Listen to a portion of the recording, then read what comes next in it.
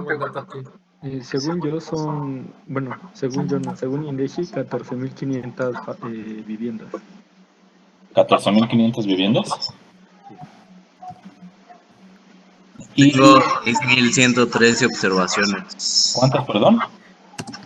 6.113 observaciones. Es Sí, lo creo que que. iba más por ese sentido, por ese lado. Lo que no recuerdo es si ese dato, esa base que les dimos es una base filtrada, pero bueno, vamos a dejarlo como en este rango, ¿no? En realidad es una encuesta relativamente chiquita, comparada con la ENOE o con otras encuestas, es una encuesta relativamente pequeña, pues también por el tema de que no se le han destinado muchos recursos, ¿no?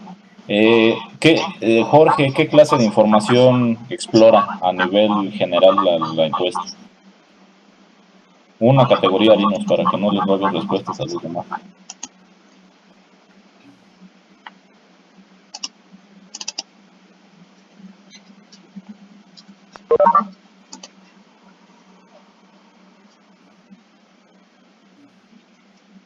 Jorge no existe, nada más está ahí. Se conectó y se fue a dormir. Sí, creo que sí. Kevin. ¿Sí me escuchan? Sí. ¿Quién es, Jorge? No, Kevin. Ah, Kevin, ajá. Sí.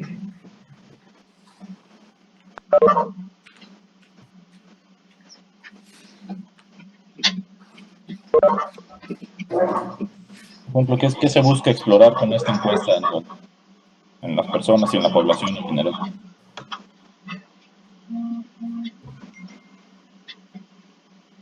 ¿O Laura? Sí, bueno, además de características sociodemográficas, se busca conocer incidencia de ahorro, informal como formal, uso de productos financieros como tarjeta de crédito, cuenta de nómina. Ok. Kevin, Jorge, ¿algo que añadir? Gracias, Laura. No.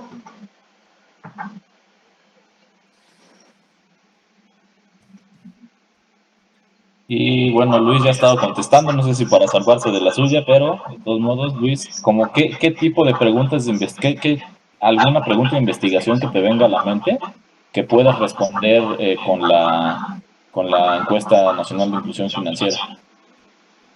Si te tuvieran que pedir algún trabajo donde tuvieras que explorar esta encuesta, como que alguna hipótesis que pudieras proponer.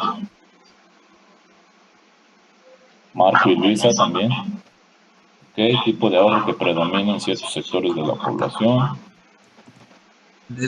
O sea, ¿qué tan propensa la gente es a invertir o simplemente a ahorrar, no? Tal vez podría ser eso. Luisa. ¿Cuántas personas usan canales financieros?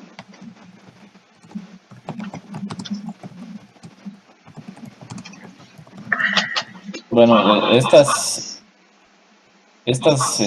mayoría de las respuestas que ustedes me están dando son más que preguntas de investigación, son cuestiones descriptivas que los datos te dan por sí mismos, ¿no? Sacando alguna de frecuencias, algún promedio. Pero pues vamos a ir avanzando poco a poco para ver que la metodología de Propensity Score Matching, pues de hecho nos permite hacer un poquito más complejas las preguntas de investigación que podríamos responder. Entonces, este es un ejercicio que trabajamos David y yo en el banco, donde pues, de manera muy general buscamos así como este ejercicio que estamos haciendo aquí. Nosotros cuando se publica esta encuesta pues nos metemos a ver qué información proporciona, fuera de la información que se publicó en los periódicos, en diferentes artículos donde se señalaron ciertos hallazgos de esta encuesta. Pues lo que buscamos fue como andar un poco más en el tema de la inclusión y la educación financiera y explorar, dado que estábamos muy involucrados en el tema de evaluación de impacto, pues explorar si la información nos permitía como que aplicar este tipo de metodologías para extraer conclusiones causales de esta encuesta. Entonces, justo como lo comentaban hace ratito, la primera talacha pues, fue como de la información en bruto, que es esta basecita que uno puede descargar de INEGI. Pues fue identificar que hay diferentes variables sociodemográficas que se exploran en la población y nosotros seleccionamos algunas para el análisis que vamos a ver un poquito más adelante. Que, pues, sí, lo subo. ¿Ahí se ve mejor? Yo creo que, no sé los demás, yo ya veo mejor. Y se ve mejor así. Ok. Pues les comentaba ciertas variables sociodemográficas, que pues es lo básico de todas las encuestas. El sexo, la edad al cuadrado para ahí controlar cierta concavidad de la variable. El identificador de si la persona que responde es jefe de hogar o no, el estado civil, el nivel educativo, y aquí el nivel educativo pues se generaron variables DOMES para cada categoría, como para facilitar ahí el armado de las especificaciones en los modelos. El tamaño de la localidad en la que reside el encuestado. La variable de ocupación, si está ocupado o no, porque en sí la encuesta no está enfocada únicamente en personas ocupadas, sino que si el muestreo daba que tenía que responder un estudiante, pues fácilmente el estudiante respondía a la encuesta.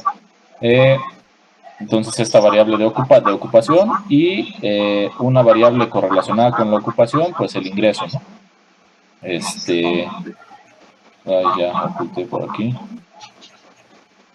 Diferentes variables una variable de ingreso que nosotros clasificamos en varias categorías también para hacer más manejable las especificaciones en los modelos. Ingreso de 0 a 3,000 pesos, de 3,000 a 5,000, de 5,000 a 8,000, de 8,000 a 13,000 y de 13,000 o más, ¿no? Que es como, en realidad, analizando los percentiles de la variable de ingreso, pues hay un claro sesgo a estas categorías en la mayoría de la información, ¿no? Después, una vez exploradas las variables sociodemográficas, identificamos que la ENIC también nos permite conocer información sobre ciertos comportamientos financieros de las personas. Comportamientos financieros entendidos como inclusión financiera también, ¿no? Por ejemplo, podemos saber si las personas tienen cuenta de ahorro, y esto lo clasificamos en una DOME. Podemos saber si de las personas que tienen cuenta de ahorro la utilizan con frecuencia, que esta podría ser una medida de si bien las personas pueden tener cuenta de ahorro y eso ser una medida de inclusión financiera, pues no necesariamente el hecho de que en un hogar haya cuentas de ahorro significa que el hogar ahorra. Entonces, nos podemos aproximar a un comportamiento de ahorro si esa persona respondió que en el último trimestre hizo un depósito a su cuenta de ahorro, ¿no? Y eso con algunas salvedades también, porque ese depósito no necesariamente significa un comportamiento de ahorro. Después también una variable, si además de su cuenta de ahorro tiene un depósito a plazo o un fondo de inversión, o sea, productos que ya son como un poquito más sofisticados y que no necesariamente son productos tan default como puede ser una cuenta de ahorro, y que esto ya implicaría que la persona tiene un grado un poquito mayor de sofisticación financiera a nivel de finanzas personales. También lo mismo con créditos, pues lo que hicimos fue concentrarnos en un producto muy típico que es la tarjeta de crédito. Primero, lo mismo, si tiene tarjeta de crédito, si teniéndola, la utiliza o no, y si además de su tarjeta de crédito tiene algún otro tipo de crédito. Si bien la tarjeta de crédito es como un producto que no necesariamente alguien lo requiere, porque pues ustedes se habrán dado cuenta que hasta en diferentes tiendas, centros comerciales, pues en realidad la tarjeta de crédito es un producto que es más como colocado, más que demandado. Y estos, aunque también tienen su grado ahí de fuerte esfuerzo de oferta, pues el hecho de que una persona adquiera un crédito personal, adquiera un crédito automotriz, adquiera un crédito hipotecario, ya nos da como una señal de que las personas que tienen este tipo de créditos tienen como que una noción más sofisticada de lo que involucra el crédito, porque ya obtienen créditos para diferentes fines, ¿no? Y por último, una variable relevante, si esas personas que tienen tarjeta de crédito, pues se atrasan en el pago de la misma, que es como una medida de deficiencias de finanzas personales. Y otra cosa que pues, ustedes si han tenido ya contacto con tarjetas de crédito, pues saben que pagar el mínimo en una tarjeta de crédito para una persona que tiende a gastar cada mes más, pues es algo insostenible, ¿no? Y que alguien que paga más del mínimo, pues es consciente de que haciéndolo así va a tener como mejor desempeño en sus finanzas. Eso en cuanto a los comportamientos financieros. Y luego, variables de educación financiera. Este fue más un tema de inclusión.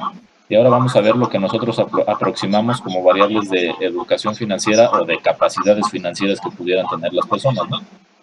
Primero, la encuesta tiene en una parte del cuestionario se hacen este tipo de preguntas que estamos viendo poco a poco.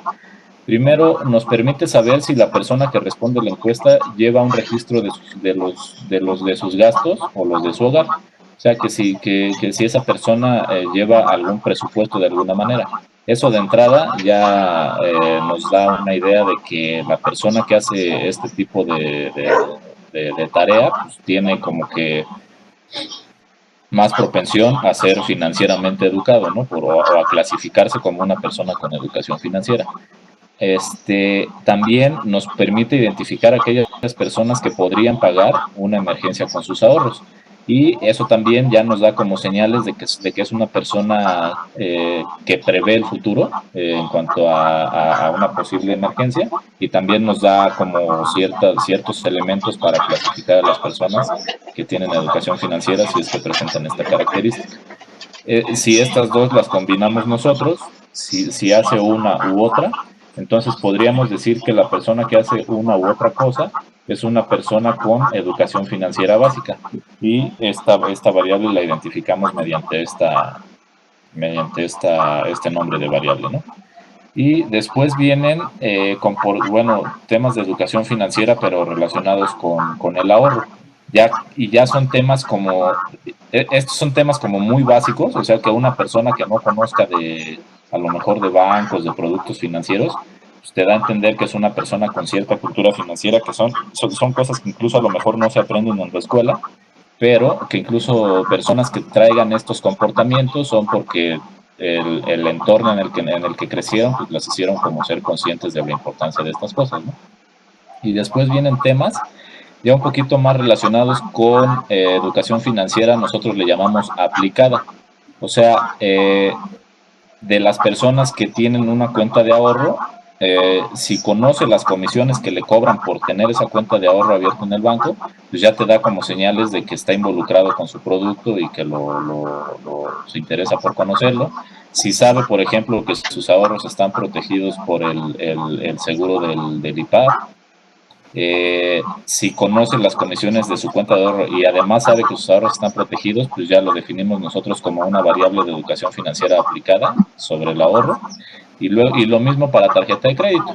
Si conoce el interés y las comisiones que le cobran por su tarjeta, si sabe que puede acudir a Conducef en caso de algún problema con su tarjeta, y si conoce el interés y las comisiones o sabe que puede acudir a Conducef. O sea, esta es la combinada de estas dos.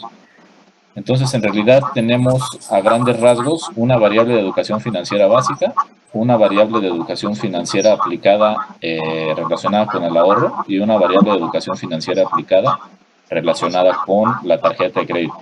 Entonces, haciendo todas estas transformaciones en DOMIS, etcétera, llegamos a una base de datos como final, que es la que nosotros utilizamos para nuestro análisis. Y esa es con la que vamos a empezar de este lado, que es esta base que ya tengo aquí guardada, ¿no?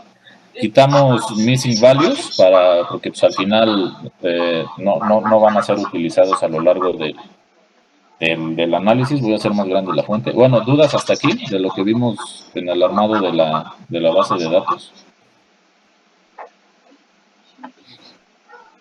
No, todo bien.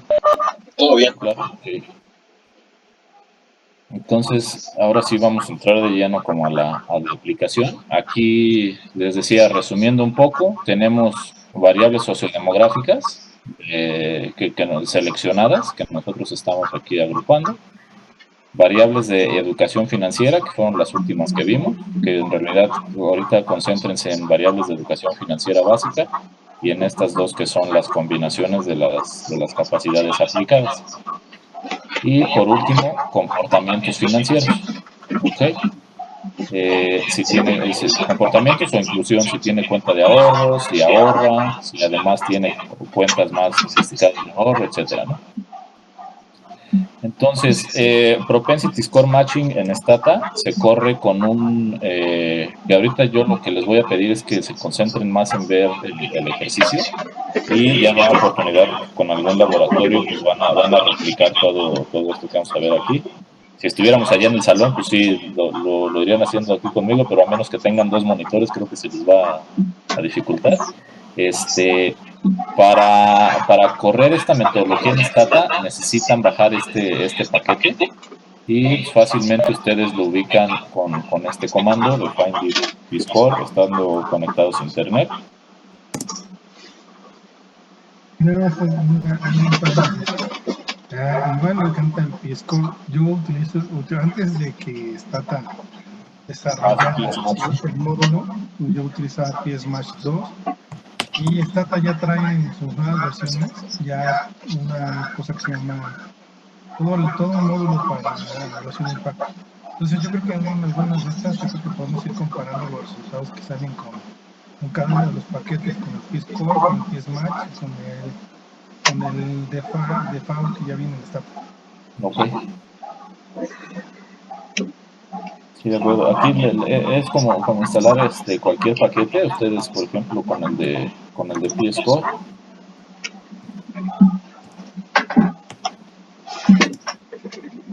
Les va a abrir una ventana como esta y si se fijan, estos primeros resultados son como los paquetes.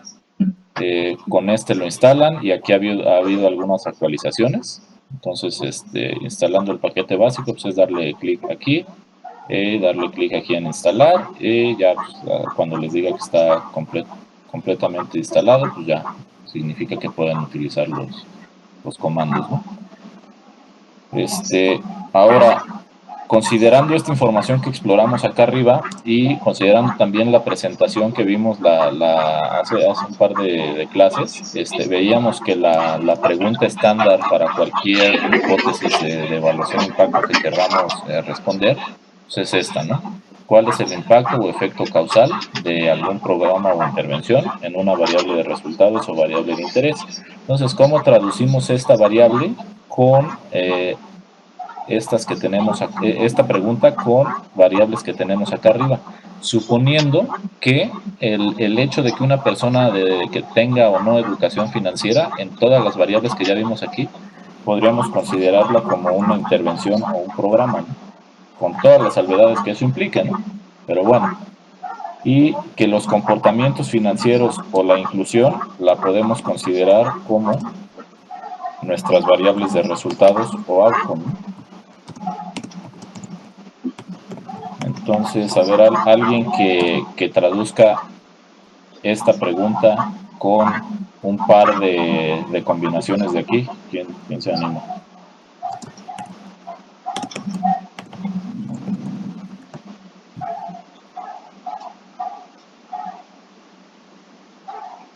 O sea, nos gustaría conocer el impacto que tiene tal cosa sobre tal cosa. ¿Cuál podría ser una opción? Pues podría ser cuál es el efecto del uso de tarjetas de crédito sobre el consumo, ¿no? No, pero enfócate en estas que tenemos aquí y acuérdate que el uso de tarjeta de crédito, o sea, utilizarla, que es esta, es en realidad una variable de resultados. O sea, más bien sería el impacto de algo de acá sobre algo de acá. O sea, como así ayudándoles un poco, el impacto de la educación financiera sobre algún comportamiento o el impacto de la educación financiera sobre alguna variable de inclusión. en ese caso sería ¿qué impacto tiene saber la tasa de interés y las comisiones de la tarjeta de crédito sobre el uso de la misma, ¿no? Ok, esa puede ser una. ¿Alguien más?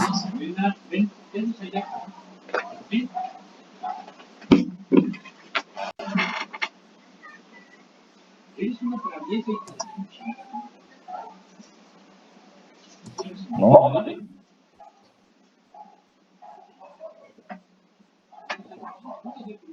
Podría ser igual si tiene dinero para pagar una emergencia con los ahorros,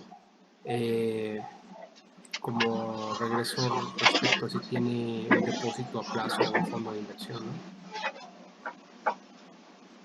Ok, o sea, si el hecho de que prevea para emergencias tiene algún impacto sobre el hecho de que además de su cuenta de ahorro tenga productos más sofisticados, ¿no? Sí. ¿Sí? Okay. Sí, esa puede ser otra. Entonces, ahí la importancia de esto es que cuando ustedes diseñen una pregunta de evaluación de impacto, tengan siempre bien claro cuál es el programa o la intervención y cuál es la variable de resultados sobre la que quieren medir ese impacto, porque muchas veces nos perdemos, ¿no? O sea, y aquí es igual y es fácil perderse por tantas variables que tenemos, pero no necesariamente tienen que tener definidas tantas. O sea, en realidad, una buena evaluación de impacto puede involucrar únicamente un programa, una intervención y una variable de resultados. Lo importante es que lo tengan bien claro qué es lo que quieren medir sobre qué. Aquí lo que queremos medir es el efecto causal de algo de acá arriba sobre algo de acá abajo. El efecto causal de la educación financiera sobre algún comportamiento financiero o alguna medición de inclusión financiera. ¿Sí? ¿Dudas hasta aquí?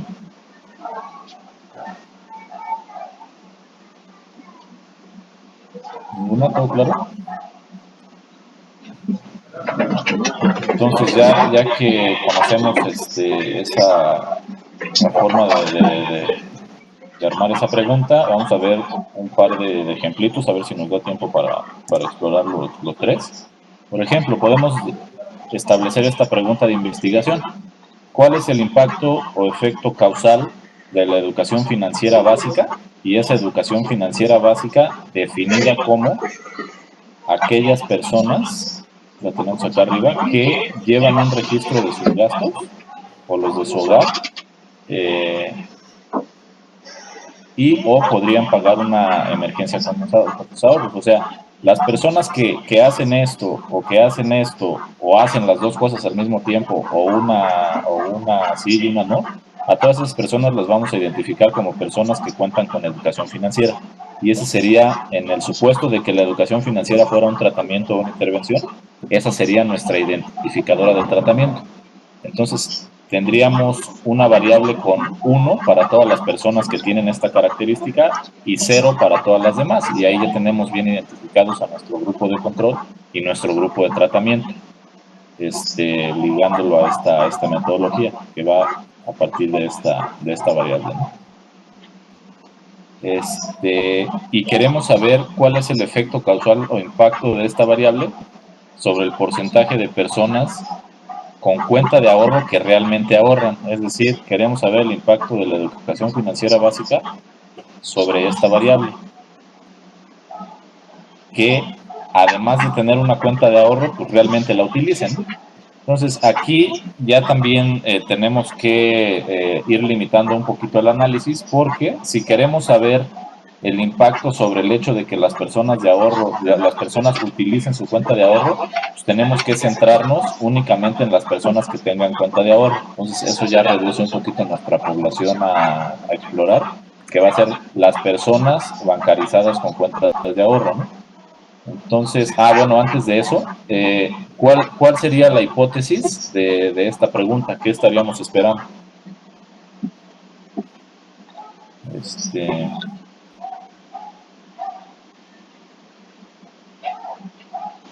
Marco.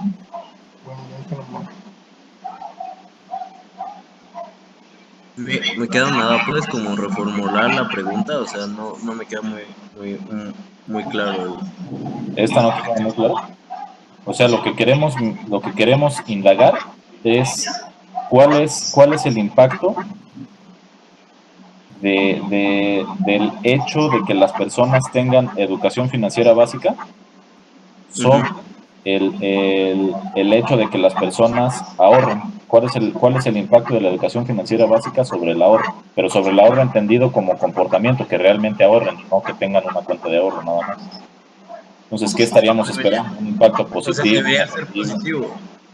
Ajá, o sea, debería ser positivo, ¿no?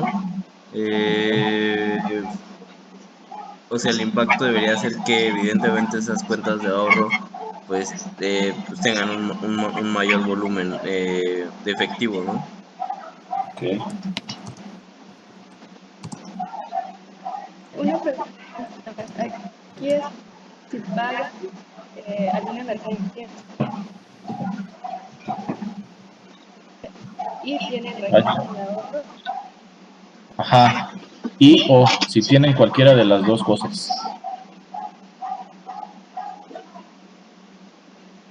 Que es esta de acá arriba, ¿no?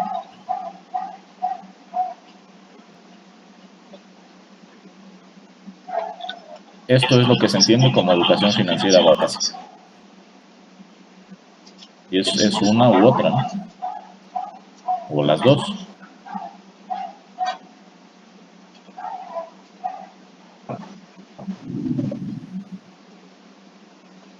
Okay.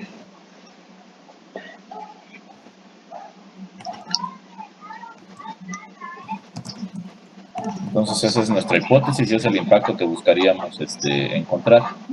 Entonces, lo que les decía, vamos a limitar, bueno, voy a ir corriendo el do file, cerrando esto para no hacerme bolas. Entonces voy a abrir la base de datos, vamos a quitar dummies, digo missing values, todo eso se va, voy a ir cambiando la ventana de este lado. Y vamos a, como nuestra pregunta de investigación únicamente está enfocada en personas que utilicen su cuenta, o sea, cuál es el impacto sobre el porcentaje de personas que utilizan su cuenta de ahorro, pues es irrelevante si nos quedamos con las personas que no tienen cuenta de ahorro. Entonces vamos a restringir la muestra a esta. Y de las 6,000 observaciones que nos decía hace ratito Marcos, pues nos quedamos con 4,900 aproximadamente. Y entonces recuerden de la presentación que vimos la clase pasada, los pasos para implementar un propensity score matching. El primer paso es estimar un modelo para que podamos predecir el propensity score o la propensión a participar en la intervención o programa. Entonces lo hacemos con un logit. Con un logit en el que ya habíamos dicho que la participación, digo, el programa o la intervención, o sea, iba a ser el hecho de que la persona tenga educación financiera básica o no.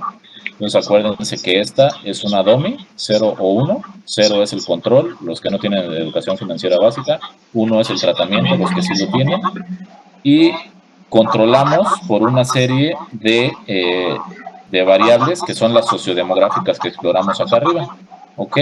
¿Qué estamos suponiendo respecto a las variables por las que estamos controlando este logit? Con base en todo lo que hemos visto hasta ahorita.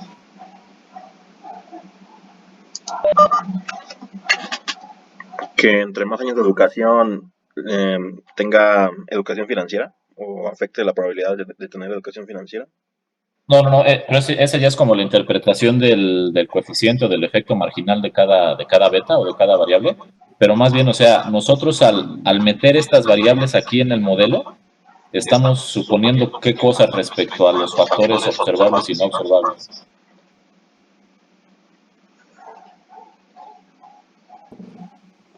Pues estamos suponiendo que esos son los factores que, ¿cómo decirlo? Son factores pues observables en este caso, ¿no? Ajá, que explican qué cosas. Que explican que tenga educación financiera o no. Ajá. O que explica diferencias entre individuos que sí tienen educación financiera.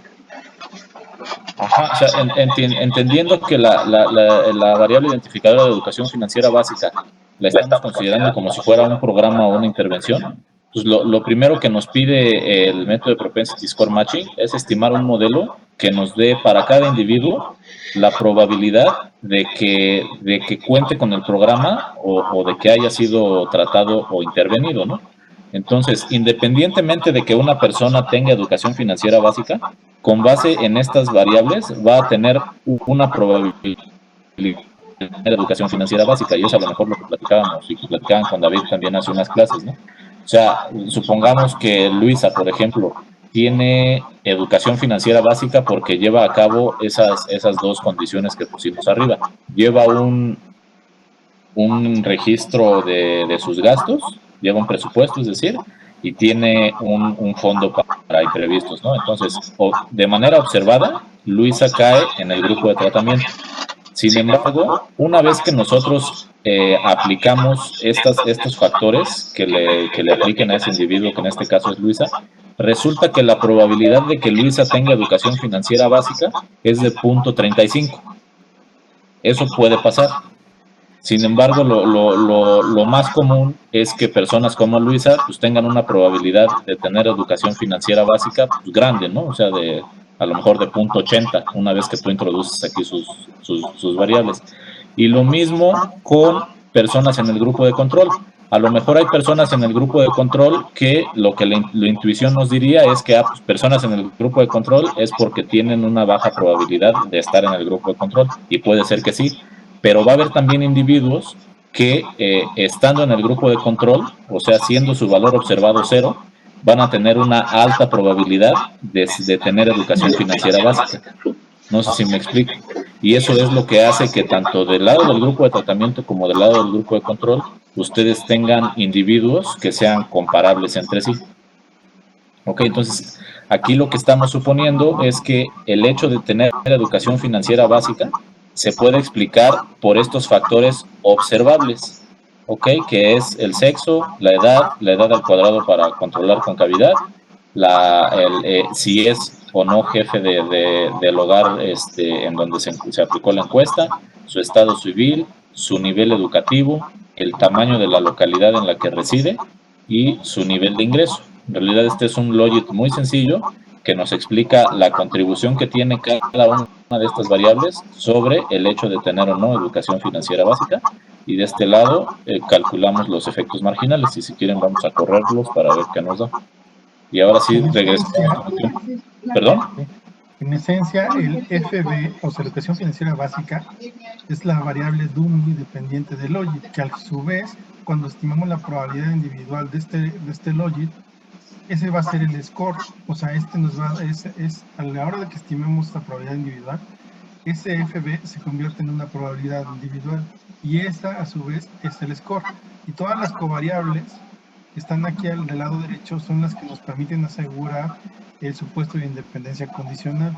Estas nos están diciendo que estas me van a permitir controlar por las características que no puedo ver de los individuos y que me van a determinar el score para los grupos de tratados y no tratados.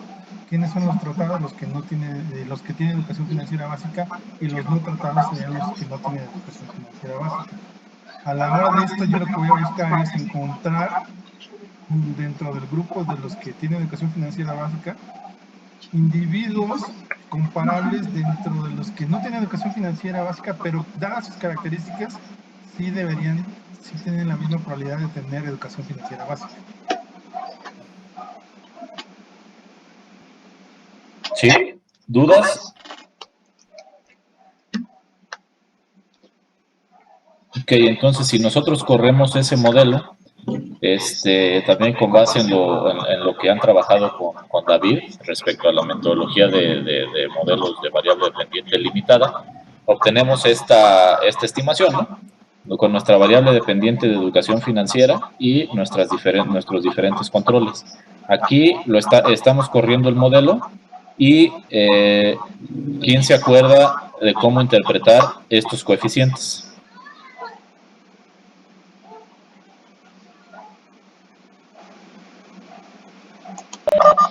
Es que en un principio no los podrías interpretar porque necesitas el odds ratio, ¿no? Solo sería el signo. Sí, solamente ahorita, si dependemos nada más de estos resultados, de estas betas, únicamente podemos hacer inferencia respecto al efecto por el signo, ¿no? O sea que el hecho de ser mujer de entrada tiene un efecto positivo sobre el hecho de contar con educación financiera básica. La edad se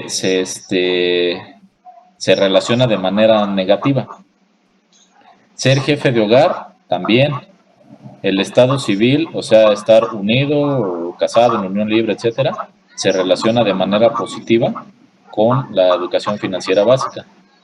Aquí, si se fijan en la parte de educación, de manera chistosa resulta que las personas con secundaria tienen el tener educación secundaria tiene una menor relación con tener educación financiera básica respecto a nuestra variable base para estas categorías de educación, que es primaria o no tener educación.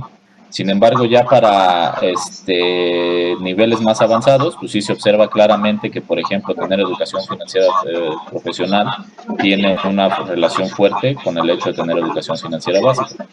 Luego, tamaño de localidad. Aquí nuestra base es tamaño de localidad 4, que ya se me olvidó qué es, pero vamos a ver rápido.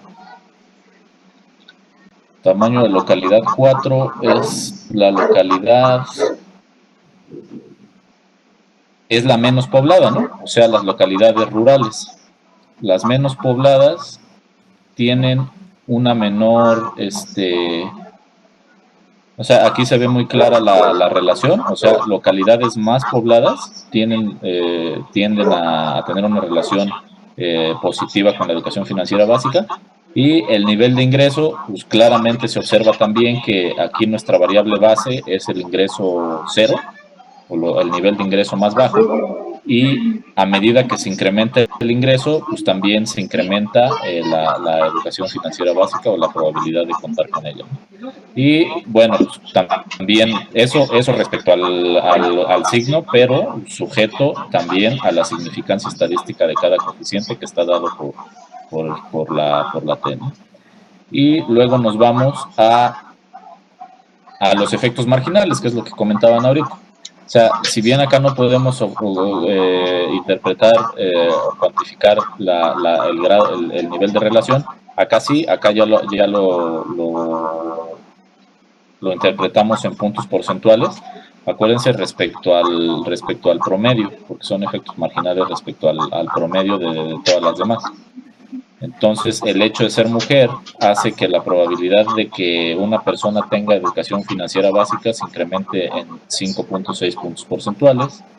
El hecho de que una persona, ¿cuál les parece?, esté en el nivel de ingreso más alto, que veíamos que era de 13,000 pesos para arriba, su probabilidad de contar con educación financiera básica respecto al promedio de todas las demás se incrementa en 48 puntos porcentuales. ¿Sí está clara esta interpretación? Y entonces ese es como el primer paso para el propensity score. O sea, ya tenemos un modelo que nos predice la probabilidad de que los individuos tengan educación financiera básica, independientemente de que la tengan o no. Entonces es como importante en evaluación de impacto siempre tenerlo presente, sobre todo para cuando llegamos a interpretar el impacto, ¿no? Entonces vamos a regresarnos al do file.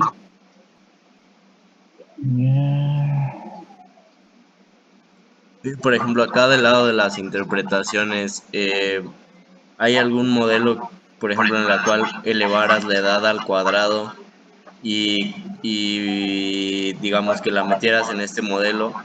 Y obviamente, pues dependiendo del transcurso, de cómo va el transcurso de la vida de la persona, pues es una parábola, ¿no? Entonces, donde llega al máximo, donde puede ahorrar e invertir, y luego a pesar de la educación financiera que tenga, pues esos recursos van a disminuir. Entonces, sí, exacto.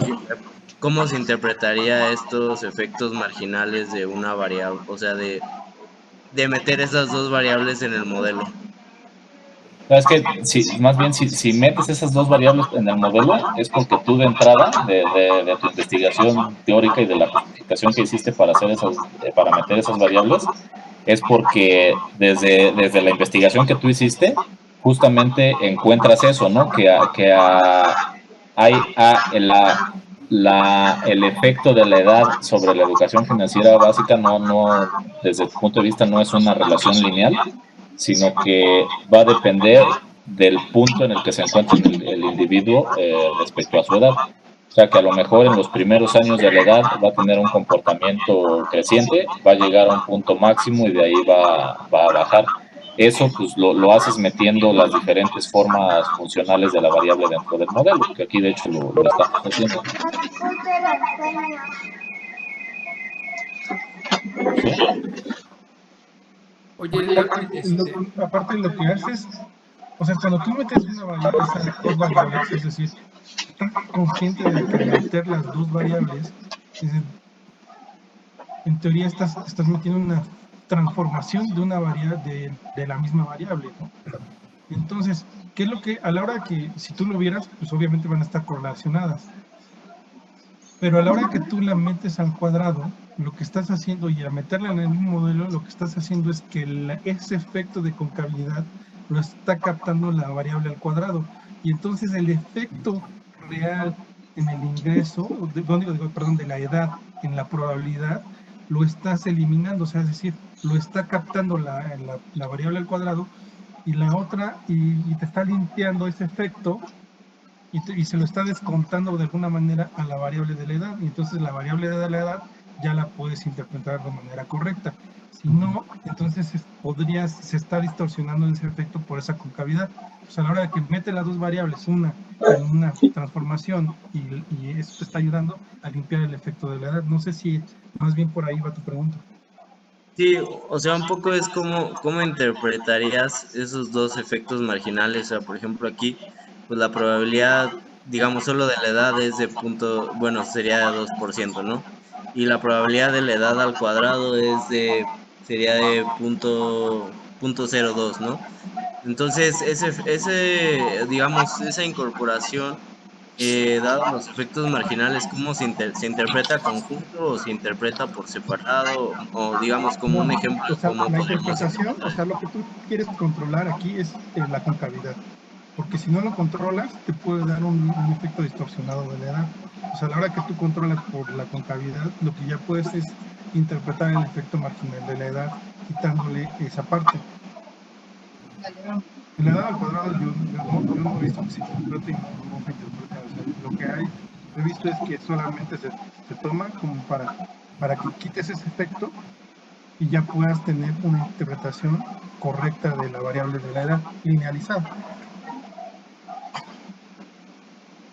Yo, si quieren, para la otra clase, como que recuerdo de algún ejercicio en el que justo se hace la interpretación de estas transformaciones.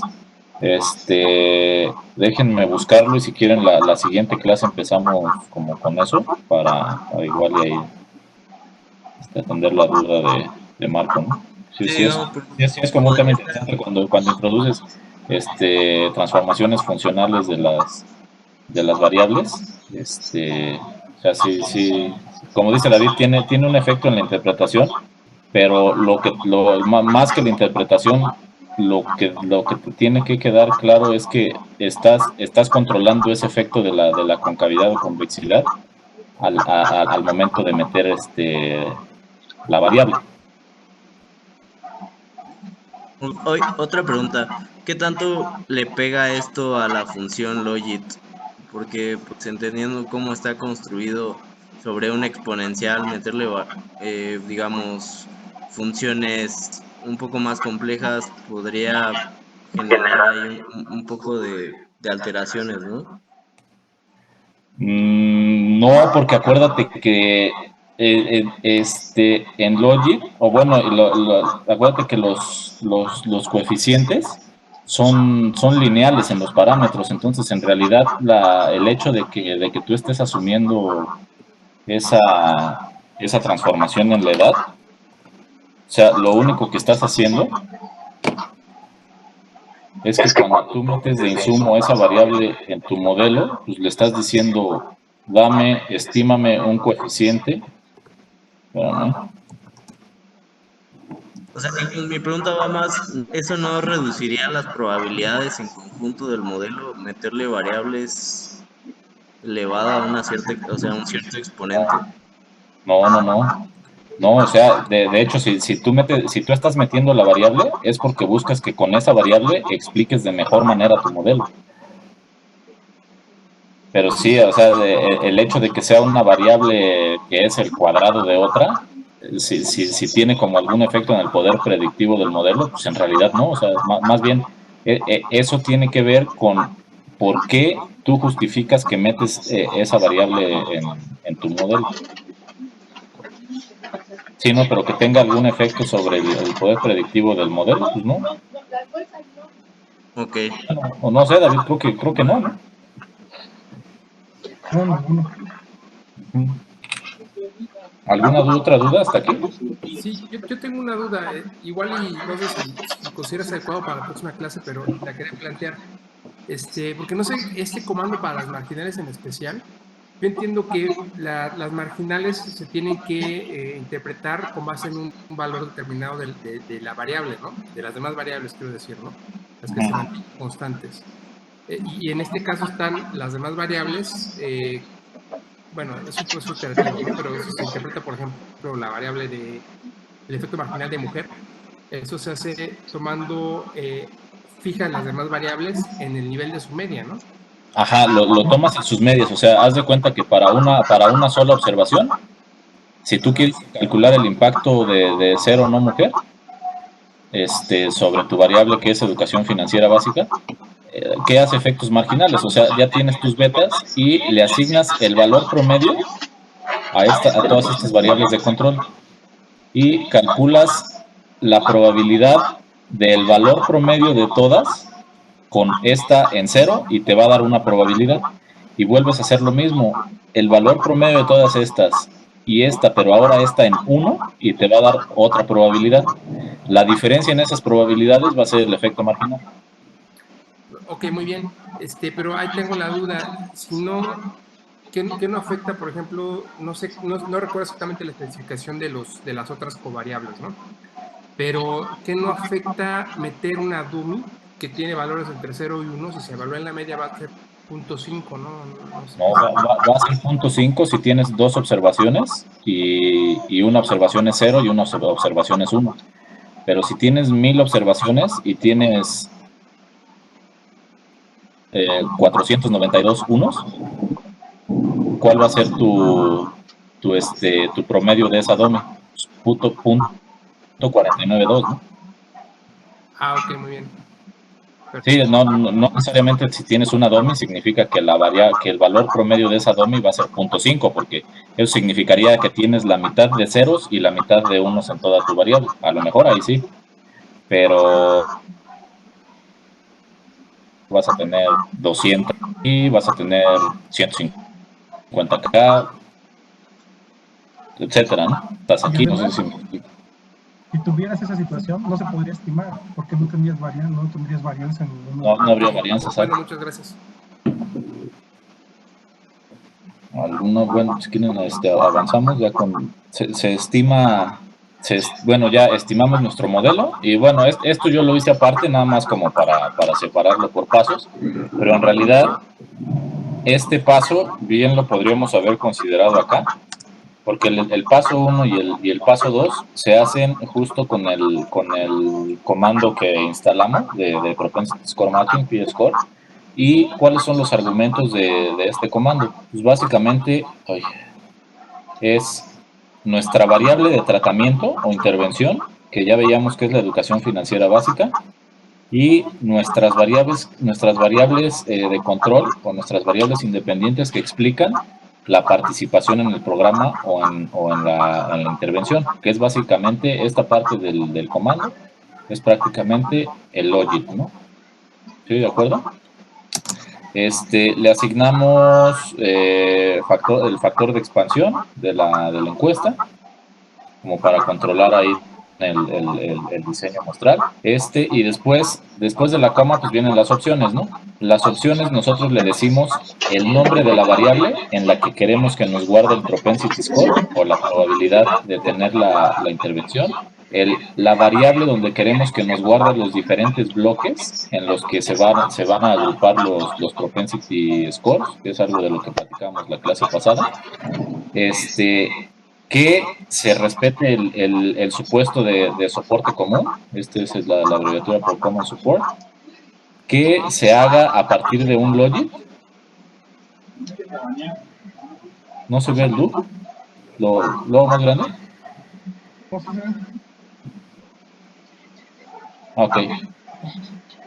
Que lo hagamos a través de un logit y este nivel de confianza para las pruebas de balanceo, es decir, que las medias deberían ser estadísticamente iguales con un nivel de confianza de 0.05. Lo voy a correr rápido y en realidad este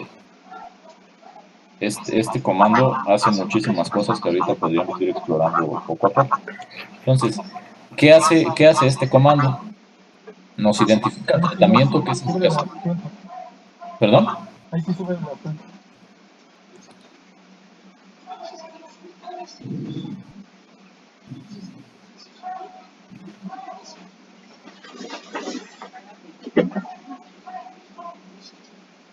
Ahí se ve mejor, sí.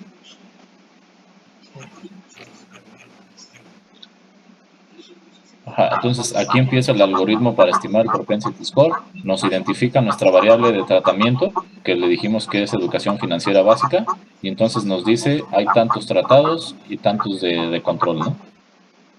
Después estima el propensity score, que básicamente es estimar el logit que estimamos acá arriba, ¿ok?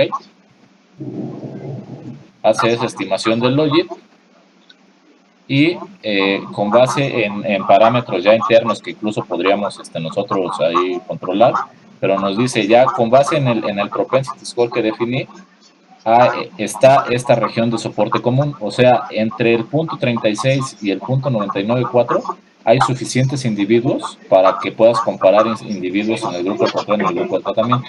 ¿Qué significa esto? Que abajo del punto 36 no tienes individuos en un grupo comparables con los otros. Y nada más como para ver de manera gráfica esto, imaginen que graficamos el propensity score para los dos grupos.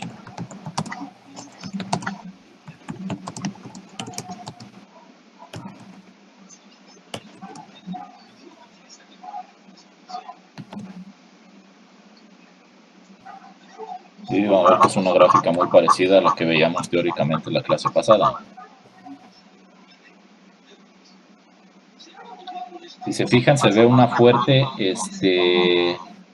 fuerte traslape de las dos distribuciones, ¿no?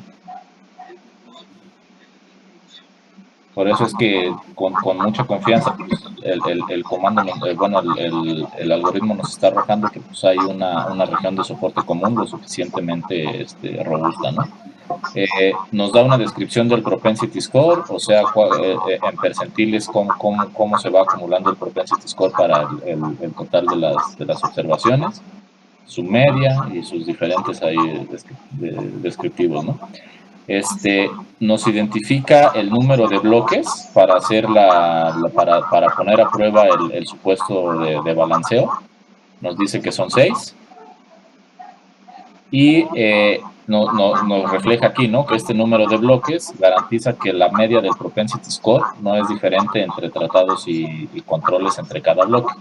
A lo mejor si fueran menos bloques ya no nos garantiza este balanceo. ¿Okay? Y se hace también la prueba de balanceo para cada una de las variables, y esto lo podríamos ir viendo si nosotros ponemos el comando, bueno, la opción detail en nuestro comando. Ponemos aquí detail y lo corremos, nos va a dar explicación detallada de cómo en cada una de las variables se cumple la propiedad de balanceo. Y aquí como no le pusimos el detail, pues nada más nos da un estatus de que la propiedad de balanceo está satisfecha. Y nos muestra el número de, bueno, los bloques del propensity score en los que tenemos a los controles y a los tratados que podrían compararse, es decir, esto aquí ya nos permite tener como una idea de que los 91 tratados que tenemos acá se van a estar comparando con alguno de los 66 controles que tenemos de este lado. ¿Ok? se termina de estimar el propensity score y tan. O sea, la parte más importante de esto, sobre todo, es la estimación que nos hace respecto a esta variable, que es el propensity score, y el hecho de que nos diga si ese propensity score cae o no dentro de la región de soporte común, y lo podemos ver a lo mejor de manera un poquito más gráfica. Sí, aquí una duda. Digamos que tú seleccionas esta población y digamos en un objeto de estudio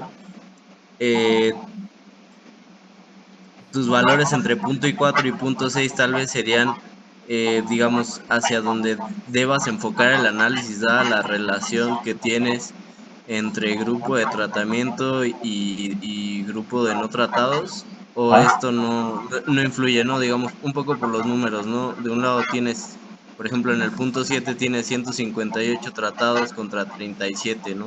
Y tal vez de este lado, tal vez te convendría enfocar el análisis digamos, al rango entre punto 4 y punto 6. O sea, lo podría restringir. O sea, aquí la limitación que tiene esto, como bien lo mencionas, es que para este grupo tienes ¿cuántos? Como 4 tratados por cada control, ¿no?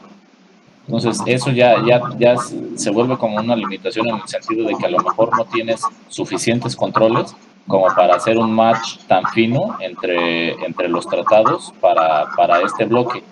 ¿Es un impedimento eso para estimar impacto? Pues no, o sea, podrías, como dices, jugar con restringirlo a cierta parte del rango en el que tú consideras un propensity score ahí, en el que tienes suficientes individuos comparables, pero pues en realidad lo que alguien te podría criticar es que a muchos tratados los estás comparando con los mismos controles varias veces, ¿no? Okay. Sería cosa de meterte como mucho más al detalle de ver cómo te impacta el hecho de que tú quites a lo mejor estos 2 bloques del análisis y ver eso cómo le pega al impacto que estás estimando, ¿no? Si en realidad ves que el impacto no se ve tan afectado, te podrías ir considerándolos. Sobre todo porque aunque el grupo parece ser chiquito, o sea, lo importante es que esto se satisfaga, ¿no? O sea, porque independientemente de que el grupo sea pequeño, estadísticamente este grupo y este grupo son iguales, ¿sabes? Porque las propiedades de balanceo se cumplieron. ¿Okay? Cuando a lo mejor ya te metes también en problemas más serios, es que incluso teniendo grupos grandes aquí, o sea que tengas a lo mejor aquí 158 y acá 300, pero resulta que las propiedades de balanceo no se cumplen porque este grupo es estadísticamente diferente en varias variables a este. Ese sí ya es un problema un poquito más serio. Oye, ¿y qué tanto esto se puede deber al factor de expansión? O sea, que se dieran resultados de este tipo. No, el factor de expansión te pondera nada más por el número de casos, pero al final aquí te está mostrando solamente los casos a nivel muestral. Sí, el factor de expansión te sirve para obtener estimaciones de las betas más más finas, pero no te impacta a nivel de cómo quedan conformados los grupos. Okay. Bueno, gracias. Y pues ya terminando también para no tenerlos más.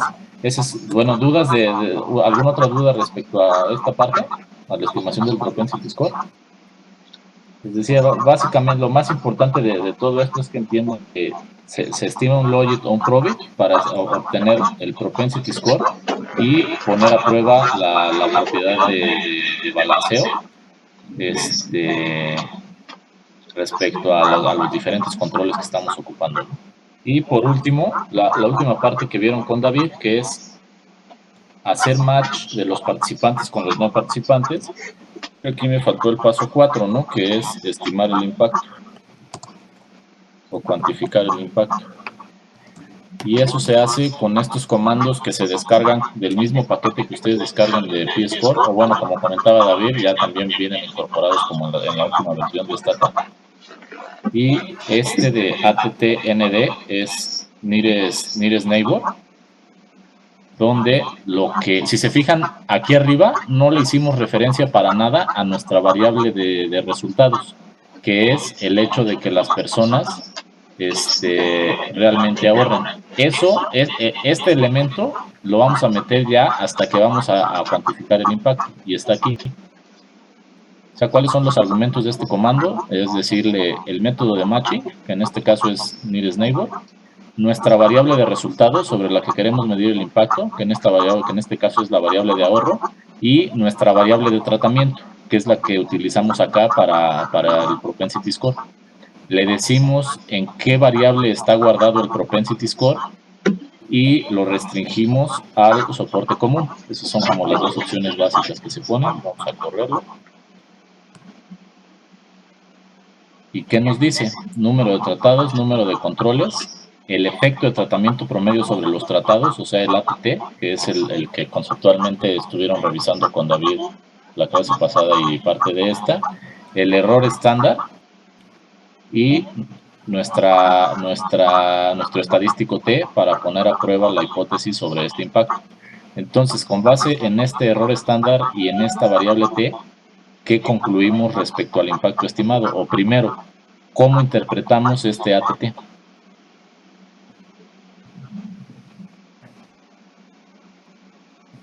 ¿Algún valiente? Con esta información ya respondemos la pregunta que tenemos acá.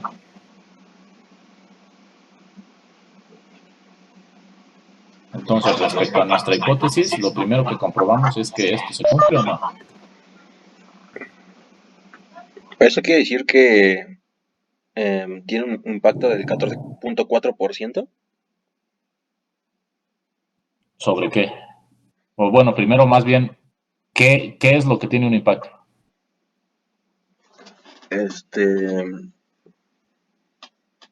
Bueno, las variables sobre la educación financiera. No. La educación financiera ya la exploramos arriba, ya sabemos qué es lo que determina la educación financiera, que es ser mujer, la edad, el tamaño de localidad, etcétera. Aquí vete un poquito más adelante. Que va por ahí más o menos, pero como que estás viendo la flecha al revés. Impacto en el ahorro, ¿no? O sea, ¿cómo la educación financiera sí impacta en el ahorro? Ok, sí, correcto. ¿Y cómo interpretamos ese impacto? Primero tenemos que saber en qué unidades de observación está nuestra variable de resultados, que es el ahorro, ¿no? Pues es una DOMI. Entonces, el promedio de una DOMI, ¿qué va a ser?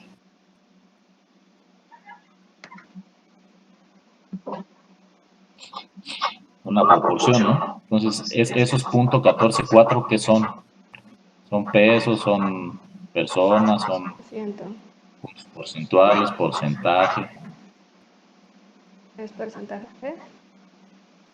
Es porcentaje. Es la diferencia de dos porcentajes. ¿Sí lo ven? Están comparando el grupo de control que tiene una educación financiera básica, es una DUMI, y el otro es otra DUMI, entonces son dos porcentajes. La diferencia de esas dos esperanzas matemáticas es el ATT. Y la diferencia de dos porcentajes que nos da, en este caso. ¿Puntos porcentuales? Ajá, interprétalo bien.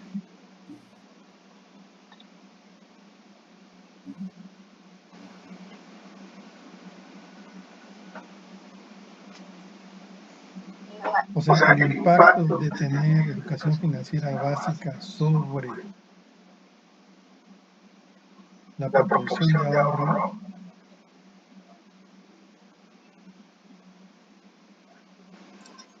es de 0.144 puntos porcentuales, ¿no?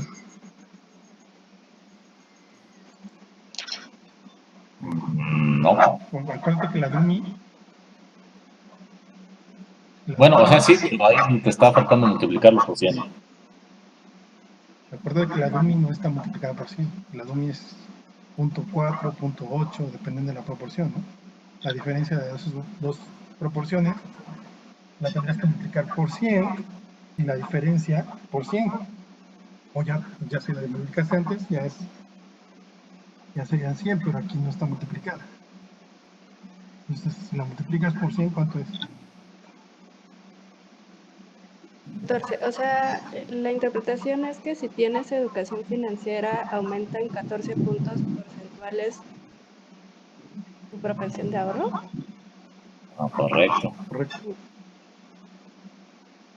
¿Sí está claro para los demás? O sea, siempre regrésense a la pregunta de investigación que están evaluando o explorando, ¿no? Para que no se pierdan. Esa diferencia estadísticamente significativa.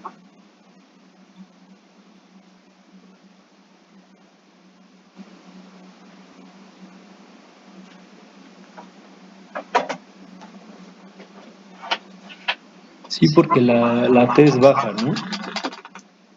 No, es mayor a 2, ¿no? Más bien.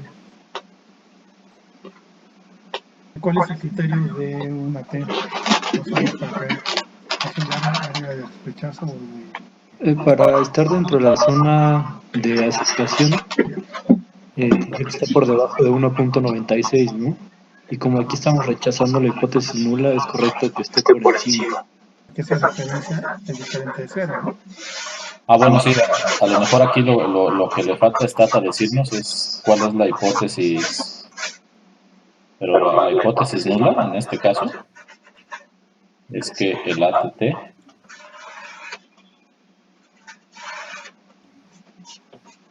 es igual a 0. Entonces, ¿rechazamos o no rechazamos la hipótesis nula? Rechazamos. Okay. Entonces nos da como suficiente evidencia estadística de que el impacto es positivo y diferente de 0, ¿no? Pero lo más importante sobre todo es que esta metodología que seguimos nos dice que suponiendo que los factores por los que controlamos la participación en la educación financiera son los que la afectan y que no hay factores no observables que lo afecten, que esa es como la limitante de propensity score matching, este es un efecto aislado. O sea, si es lo que la educación financiera básica por sí solita contribuye de manera causal, o sea, de manera causa-efecto, a la proporción de ahorro. Que es algo que, por ejemplo, no nos podría decir un simple logit, ¿no? Porque un logit no nos dice la relación que hay entre dos variables, pero no nos dice si esa relación es necesariamente causal.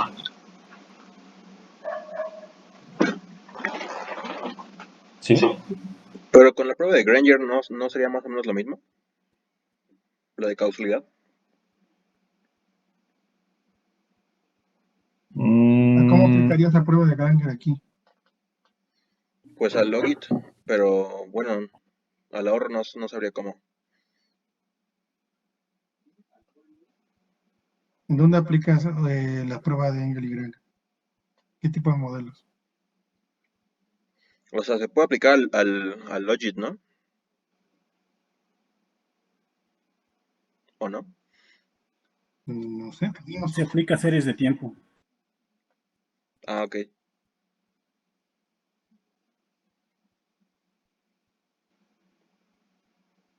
Aquí estamos en corte transversal. Sí, corte transversal y como simulando un experimento, ¿no? Por eso es que estas metodologías se les llama cuasi experimentales, porque en ausencia de un contrafactual, nuestro mejor contrafactual es el grupo de control que construimos con base en la metodología de matching a partir de estos individuos, ¿no? Que son lo mejor que tenemos para comparar a nuestros individuos tratados y aproximarnos a un experimento. O sea, sobre todo porque si tú aplicas un experimento puro, O sea, en el que tú tengas control sobre la variable bueno, más bien que tú satisfagas que el tratamiento es asignado de manera aleatoria, ahí ya cualquier impacto que tú midas, pues va a ser, va a tener ya una explicación causal. A eso es a lo que nos estamos aproximando nosotros aquí al aplicar este tipo de metodología. Ok, gracias. Y pues traía preparadas otras 2 preguntas, pero creo que ya no nos da tiempo si quieren seguir la clase que entra. Pues bueno, ¿algún comentario? Sí, este punto Du lo